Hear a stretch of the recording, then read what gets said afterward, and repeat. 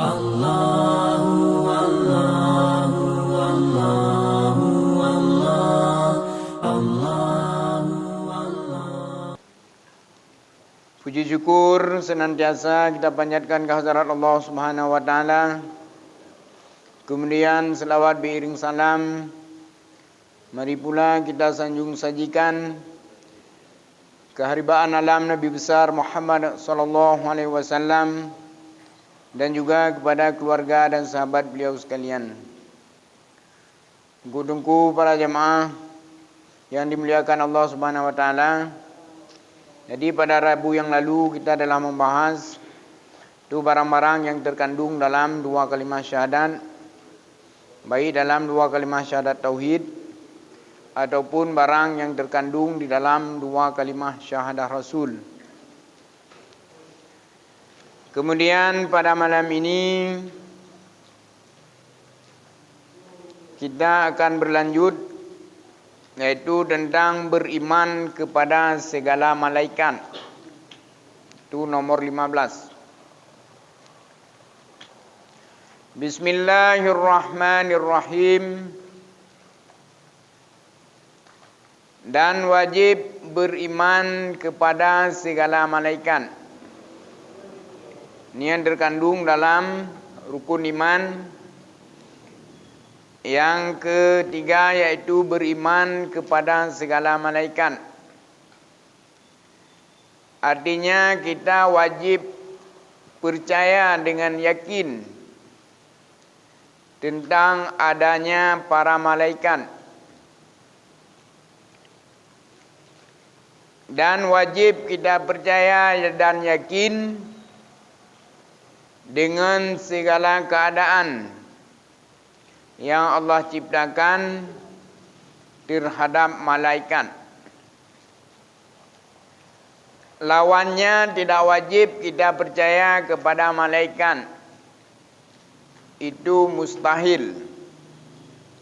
Jadi hukum percaya kepada malaikat Allah itu hukumnya wajib.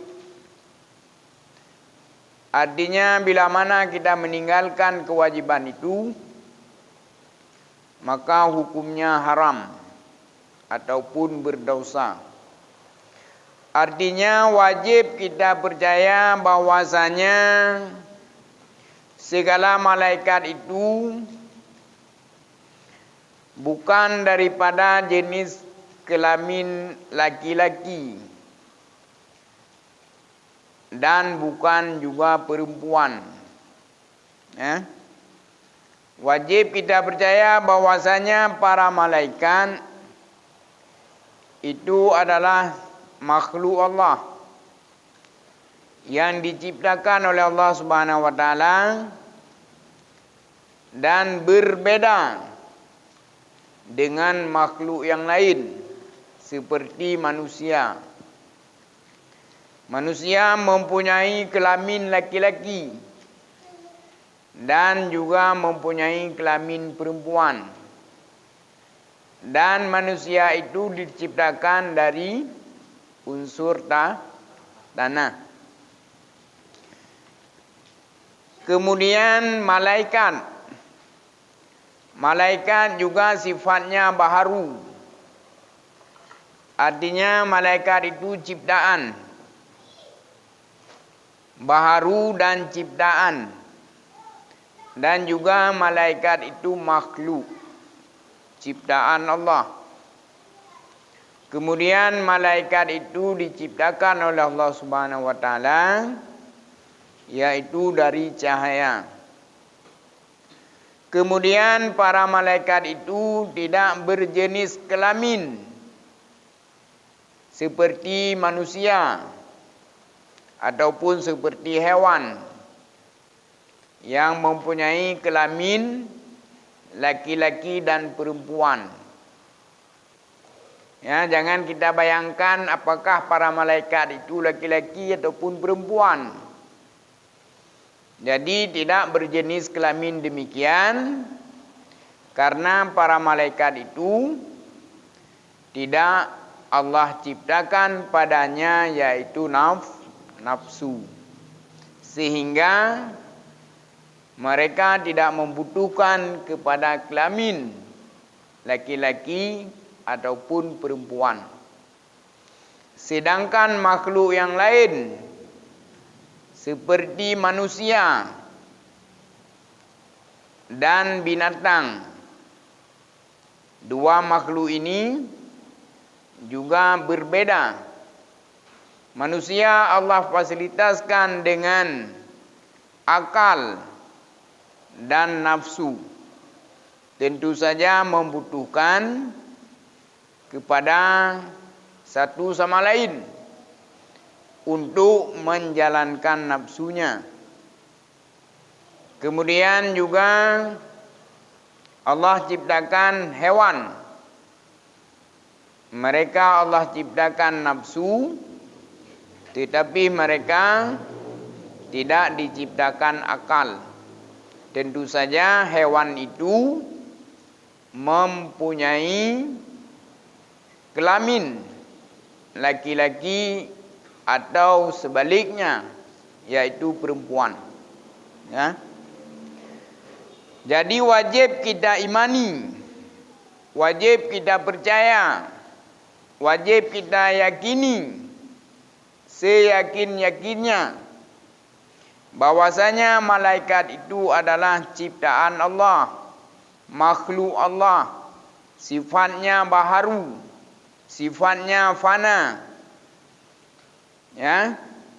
Kemudian malaikat Allah ciptakan berakal dan tidak bernafsu. Ya. Itu wajib kita percaya seperti yang demikian itu. Dan wajib kita iktikadkan bahwasanya para malaikat itu tidak mempunyai kelamin, dikarenakan mereka tidak mempunyai nafsu. Itu wajib kita imani, wajib kita percaya. Ya. Dengan sebenar-benarnya. Kemudian juga para malaikat itu tidak membutuhkan kepada makan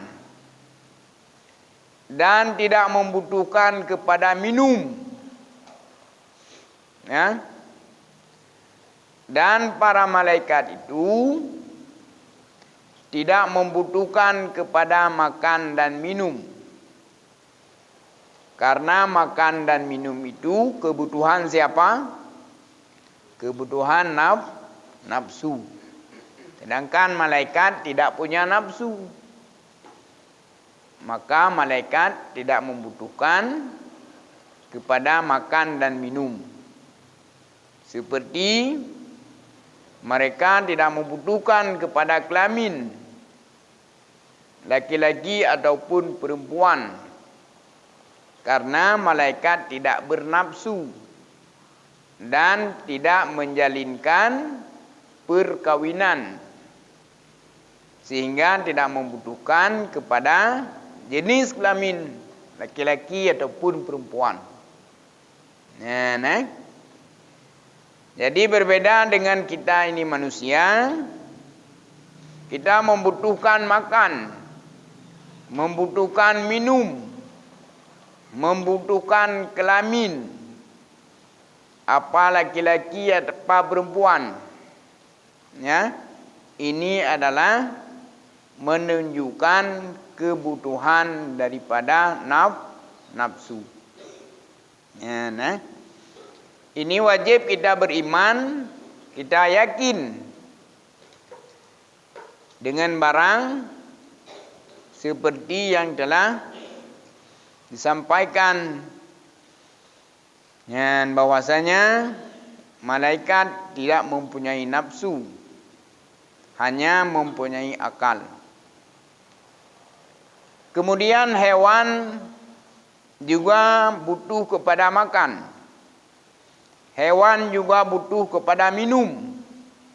Dan hewan juga butuh kepada kelamin. Karena mereka mempunyai nafsu. kelamin mereka untuk mereka berkembang biak, untuk mereka memperbanyak keturunan, memperbanyak penerusnya. Dan manusia dan para hewan membutuhkan makan dan minum untuk melangsungkan kehidupannya.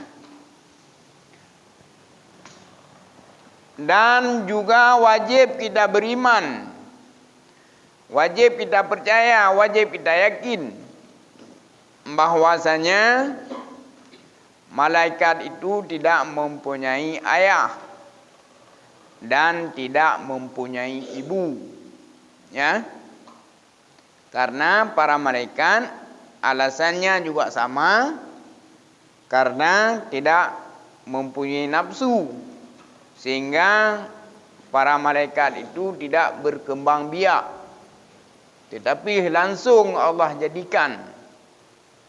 Ya, nah, dengan kudrah iradah Allah, apabila Allah hendak menciptakan malaikat, Allah hanya mengatakan kun fayakun, maka jadi ia. Ya, nah. Apabila manusia hendak memperbanyak keturunan, kedua jenis kelamin itu pasti bersatu, kemudian mereka berkembang biak. Ya, nah, sehingga manusia membutuhkan ibu dan ayah.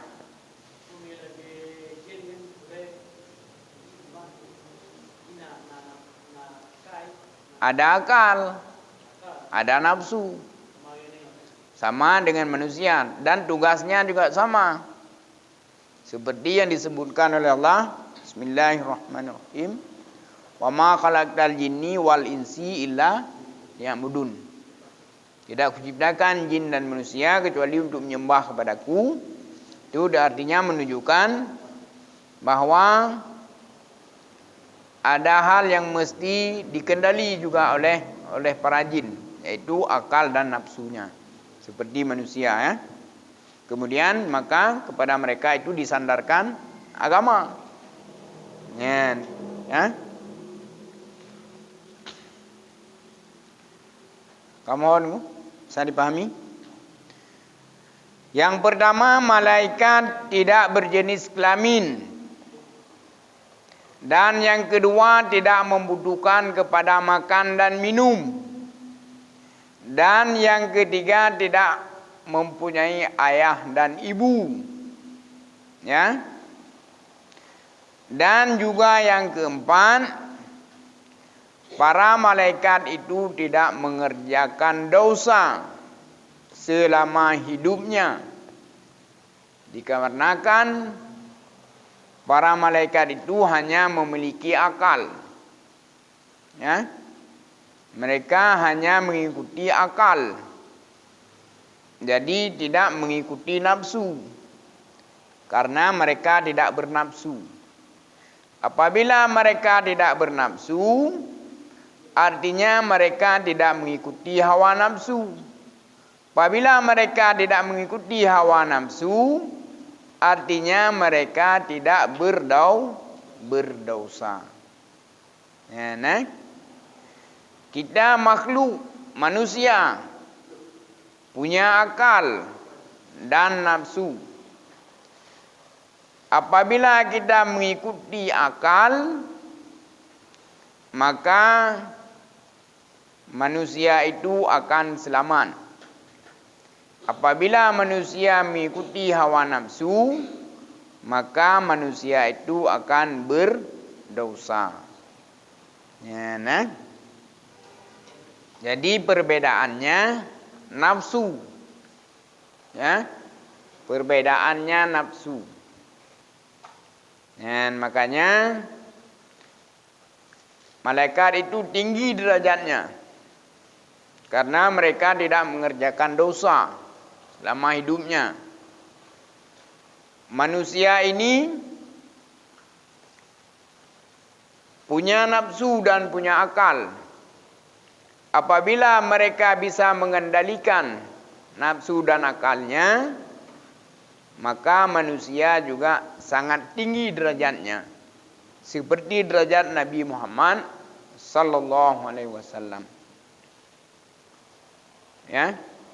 Malaikat tidak mengerjakan dosa, ada alasannya, tidak bernafsu. Tetapi manusia tidak mengerjakan dosa sedangkan ada nafsu, itu luar biasa. Makanya diperintahkan kepada kita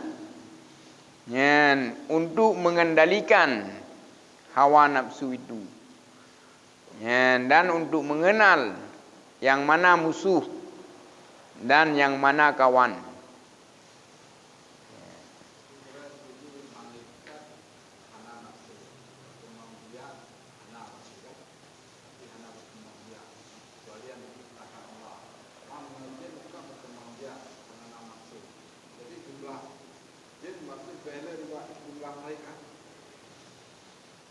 Lebih banyak para malaikat. Allah ciptaan Allah itu berbeda. Misalnya kita setahun bisa melahirkan keturunan satu. Jin juga misalnya seperti itu. Tapi Allah bila Allah ingin menciptakan 10.000 malaikat, sekejap Allah ciptakan. Kun 10.000 malaikat, fayakun, maka jadi 10.000. Maka lebih hala.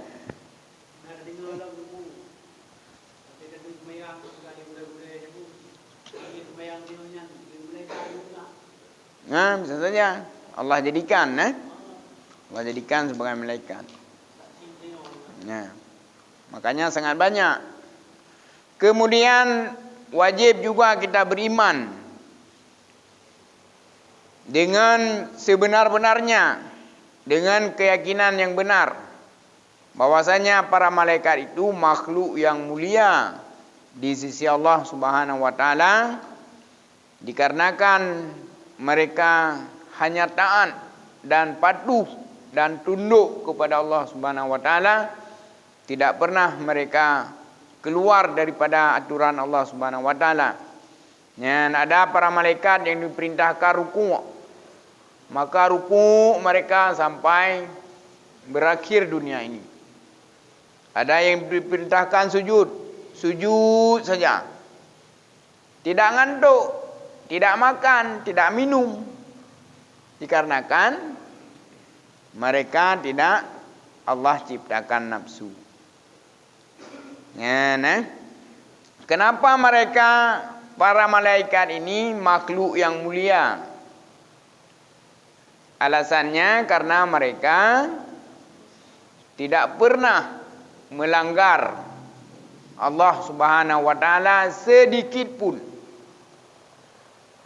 Kenapa mereka bisa selamat sejahtera, tidak melanggar Allah Subhanahu wa taala? Karena mereka terpelihara daripada hawa nafsu. Manusia ini lebih mulia di sisi Allah Subhanahu wa taala apabila mereka mampu mengendalikan akal dan nafsunya. Tetapi manusia juga bisa lebih hina daripada bahaim ataupun daripada hewan apabila mereka tidak bisa mengendalikan hawa nafsunya. Allah mengatakan di dalam firman-Nya dalam Al-Quran, orang-orang yang telah diberi akal, namun dia tidak berpikir dengan akalnya.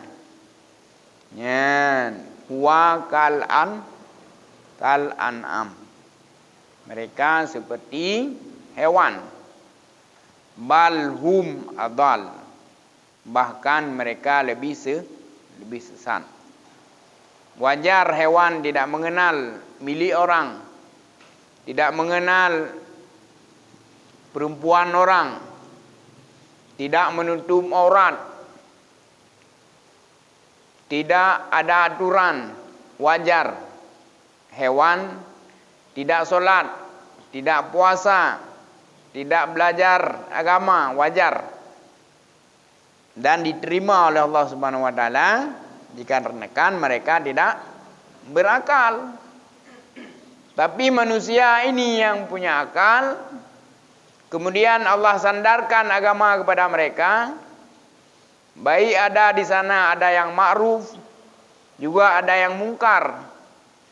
Tetapi mereka tidak mengerjakan ma'ruf, tidak berusaha mengerjakan ma'ruf, dan tidak berusaha meninggalkan mungkar, maka manusia ini tidak wajar. Dia punya akal tetapi tidak menerima agama. Maka Allah mengatakan wa kal an'am. Mereka yang punya akal tetapi sehingga Allah sandarkan agama, mereka tidak menerima agama, maka mereka itu seperti hewan. Balhum adal, bahkan mereka lebih sesat. Wajar kami ngena hana itu dua kaya. Hana itu orang ipaju orang gerendung gop. Puyang na dalam pagi gop grup aju. Karena binatang tidak bisa mengendalikan nafsunya dikarenakan tidak mempunyai akal. Tapi kita ini makhluk yang sempurna Allah ciptakan, ada akal dan ada nafsu. Namun kita hanya mengedepankan nafsu, tidak menghiraukan akal, maka kita ini sangat hina di sisi Allah Subhanahu wa taala. Nauzubillah. Kemudian wajib juga kita beriman dan kita yakini. Iman dengan percaya dengan yakin ini beda ya. Percaya, yakin beda. Percaya itu belum tentu yakin. Kalau yakin pasti percaya. Jadi yang diharapkan dalam agama ini, kita ini yakin, bukan hanya percaya, tetapi yakin dengan sebenar-benarnya. Wajib kita yakini bahwasanya malaikat makhluk Allah yang paling banyak. Gujarul. Apabila kita tidak percaya, tidak yakin bahwa malaikat makhluk yang paling banyak di antara makhluk Allah, itu hukumnya haram. Dan kita berdosa besar. Dan mereka mempunyai tugas masing-masing, mempunyai fungsi masing-masing Allah ciptakan.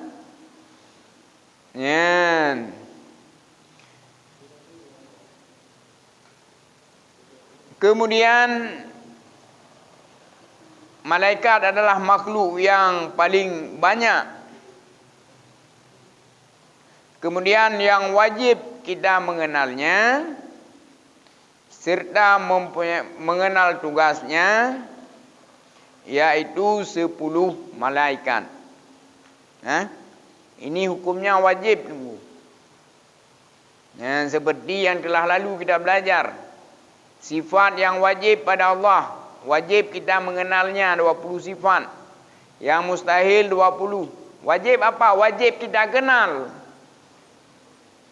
Wajib kita kenal. Kemudian sifat yang wajib pada Nabi ada 4, yang mustahil ada 4. Wajib kita kenal. Bukan hanya kita mendengarnya saja, tapi wajib kita pahami, kita kenal dengan baik. Seperti kita mengenal 1 tambah 1 berapa? 2. Seperti itu wajib kita mengenalnya. Bukan hanya kita mendengar sekilas. Maka ilmu ini sangat banyak dan besar. Yang pertama yaitu malaikat Jibril. Malaikat Jibril adalah salah satu malaikat, salah satu makhluk Allah juga yang diperintahkan oleh Allah Subhanahu wa taala untuk menyampaikan wahyu. Perantara.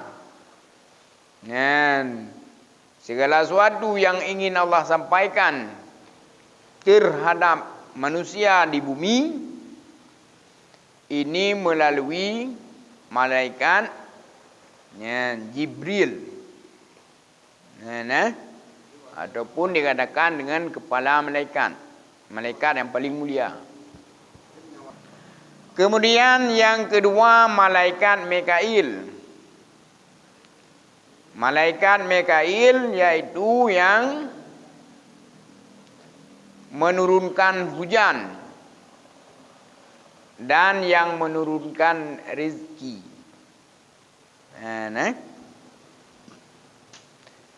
Jadi ada rezeki yang tidak melalui hujan, ada rezeki yang sebab hujan. Seperti kita bertanaman, kemudian kita punya ternak dan lain sebagainya, kemudian diturunkan oleh Allah Subhanahu wa taala melalui malaikat Mikail, yaitu hujan, sehingga tanaman itu akan tumbuh, sehingga tanaman itu mendapatkan bagi penanamnya yaitu rezeki. Dan juga rezeki-rezeki yang lain yang Allah berikan kepada hambanya yaitu melalui malaikat Mikail. Pusiro ke malaikat Mikail ke apa benar? Kan tiro ke. Ribuan pada malaikat. Rezeki kepada seluruh makhluk. Pu kebagai apakah untuk binatang, apakah untuk manusia, semuanya rezeki mereka, kehidupan mereka, semuanya ditanggung oleh Allah Subhanahu wa taala. Yang diturunkan, yang disampaikan rezeki itu yaitu melalui malaikat Mikail.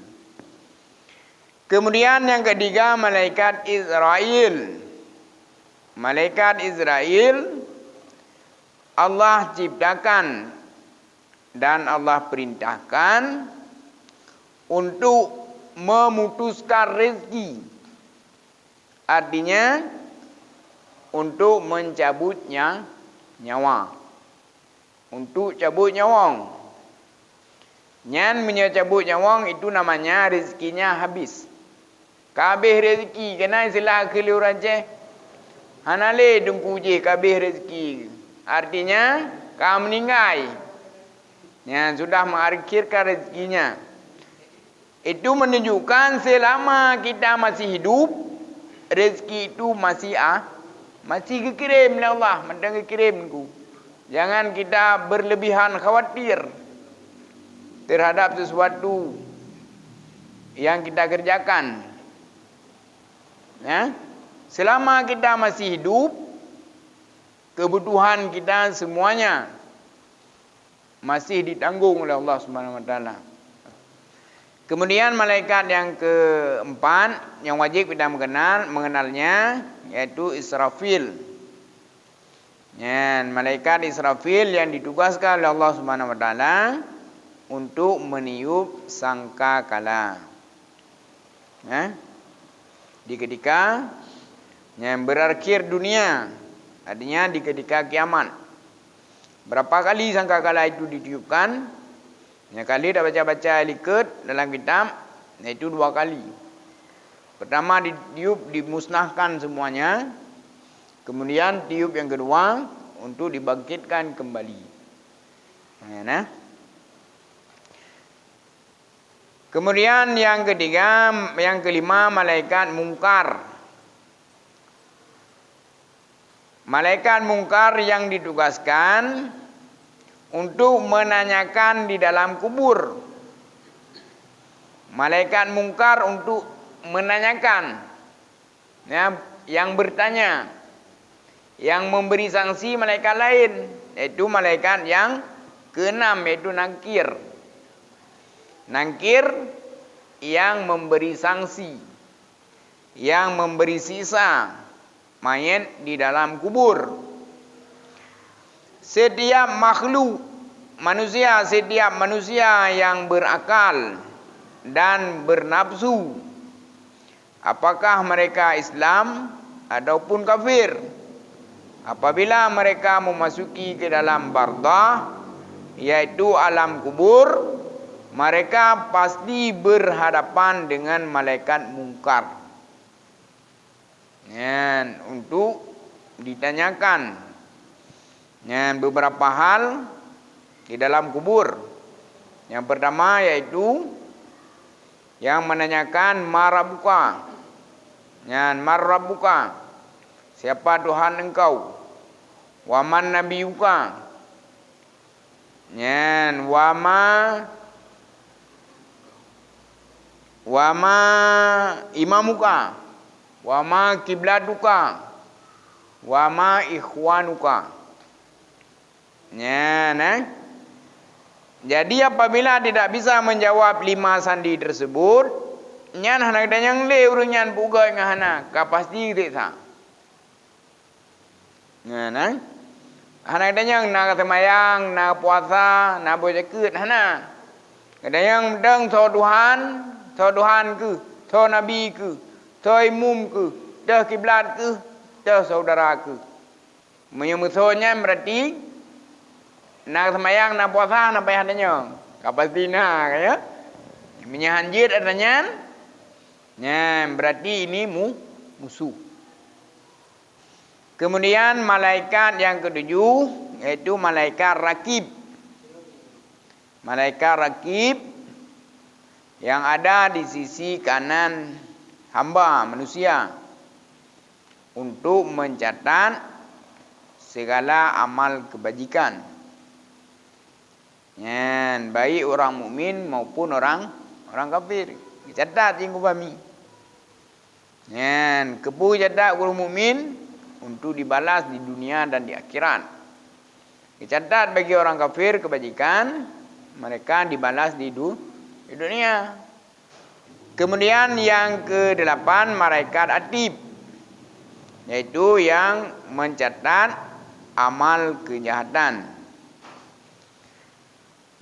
Kemudian malaikat Malik Zabaniyah, yaitu yang menjaga neraka. Dan yang ke-10 malaikat Malik Ridwan, yang menjaga syurga.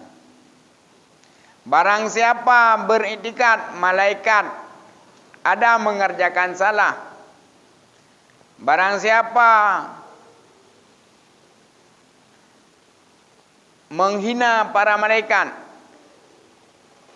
dan barang siapa tidak percaya kepada malaikat,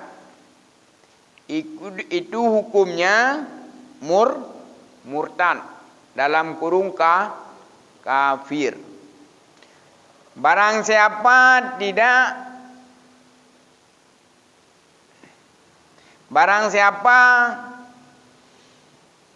mengiktikadkan malaikat mengerjakan salah, dan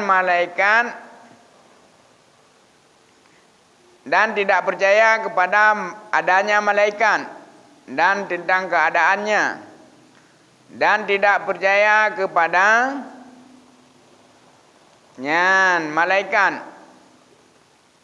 maka hukumnya murtad ataupun kafir.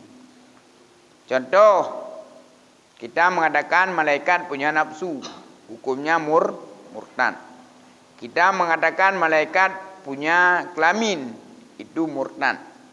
Kita mengatakan malaikat itu tidak ada, itu murtad. Kita mengatakan malaikat punya ayah, punya ibu, itu hukumnya murtad. Kita mengatakan malaikat mengerjakan dosa, itu hukumnya murtad. Kita mengatakan malaikat makhluk yang hina daripada Allah, itu hukumnya murtad.